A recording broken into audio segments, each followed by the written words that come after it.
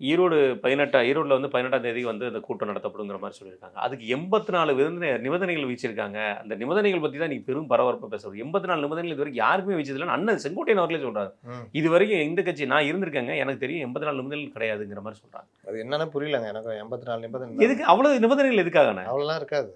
ஒருவேளை இவங்க இது மாரி பொய் சொல்றாங்களா? இல்ல காவல்துறை அந்த மாரி எதுவும் வச்சிருக்காங்களா? ஒருவேளை இவங்களுக்கு எதுவுமே தெரியலங்கிறதுக்காக எல்லார் விஷயத்தையும் போட்டு லிஸ்ட்டா போட்டு குடுக்குறாங்களா? 20, 23 நிபந்தனை இருக்க வாய்ப்பு இருக்கும். ஸ்டாண்டர்டா இருக்கிறது. அது கொடுத்துருவாங்க. ஒருவேளை இந்த எஸ்ஓபியை வச்சுக்கிட்டு ஏதாவது புதுசா இவங்களே ரெடி பண்ணி கொடுக்குறாங்கன்னு தெரியல. அதுல என்னன்னா ஒரு விஷயம் சொல்லப்படுதுன்னா, வரக்கூடிய எல்லாருக்குமே ஐடி ப்ரூஃப் வேணுங்கிற மாரி கேட்டிருக்கதா சொல்லப்படுது. அது சரியா? ரொம்ப ஓவருங்க. நீங்க பாண்டிச்சேரியில பண்ணதே ரொம்ப ஓவர். QR கோடு கொடுத்தா வர வைப்பாங்க. அது எப்படிங்க? அது டிஎம்கேக்கு சொல்லுவீங்களா? ஏடிஎம்கே சொல்லுவீங்களா? சொல்ல முடியுமா? அப்படிலாம் வந்து இல்ல ரோட் ஷோ நடத்தக்கூடாதுன்னு சொன்னா துணை முதல்வர் ரோட் ஷோ நடத்திட்டு தான் இருக்கிறாரு. அதை விட்டுருங்க. ரோட் ஷோ நடத்தக்கூடாது தான். ஏன்னா இவங்க நடத்த ரோட் ஷோ வந்து இருக்கிறவங்களாம் தொல்லை கொடுத்து அது பெரிய பிரச்சனை. இன்னொன்று கூட்டத்துக்கு வரமாட்டேங்கிறீங்க சீக்கிரத்துக்கு. நீ நான் 5 ஹவரா வர்றேன், இருக்கிறவனுக்கு தொல்லை, அங்கே கூட்டம் சேருது, அதெல்லாம் தேவையில்லை. இவன் நடத்திட்டு போட்டோம் துணை முதல்வர், அதெல்லாம் பிரச்சனை இல்லை. நீ ஒன்று சொல்லட்டுமா?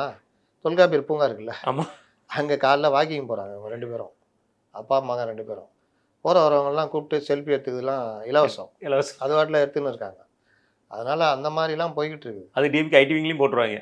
ஆமாம், ரைட்டு. அவங்களும் பெருசாக முதல்வரோட எடுத்துக்கிட்டோம், இவர் கூட எடுத்துக்கிட்டாங்க. அதனால் இவங்க ரோட் ஷோ இதெல்லாம் வந்து யாரும் பெருசாக மதிக்கிறது இல்லை. விஜய்க்கு வந்து வேற இல்லை, நடிகர். அவர் ஒன்றும் பெரிய காவிய தலைவன்லாம் கிடையாது. நடிகர்.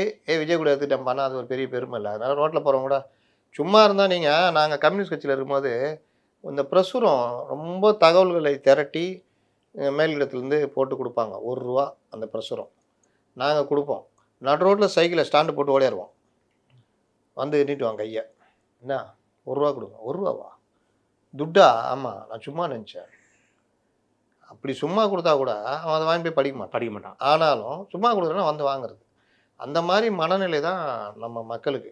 அதனால் விஜய் போகிறாரு, ஃபோட்டோ எடுத்துக்கிறாருன்னா அவ்வளோதான். சும்மா இருக்கிறவங்க கூட மாப்பிள்ள வர்றா அப்படின்னு வீடியோ எடுக்கணும். இதுதான் இந்த காலத்தில் இது. இதை வச்சுக்கிட்டு நான் ரோட் ஷோ நடத்துவேன்னா நீ பிரச்சாரம் பண்ணு, மக்களுக்கு என்ன பிரச்சனைன்னு பேசு. அதுவே தெரில. ஒரு இடத்துல ரேஷன் கடை திறந்துக்குதான் முடியுதா கூட தெரியல. அதனால் இவர்கள் நிலைமை எப்படின்னா அவர்கள் நிலைமை அப்படி ரொம்ப படுமோசமாக இருக்குது. செல்ஃபிக்கு எடுத்துக்கலான்னு சொன்னால் கூட வரமாட்டேங்கிறாங்க ஆளுங்க. கண்டிப்பாக. அந்த மாதிரி போயிடுது.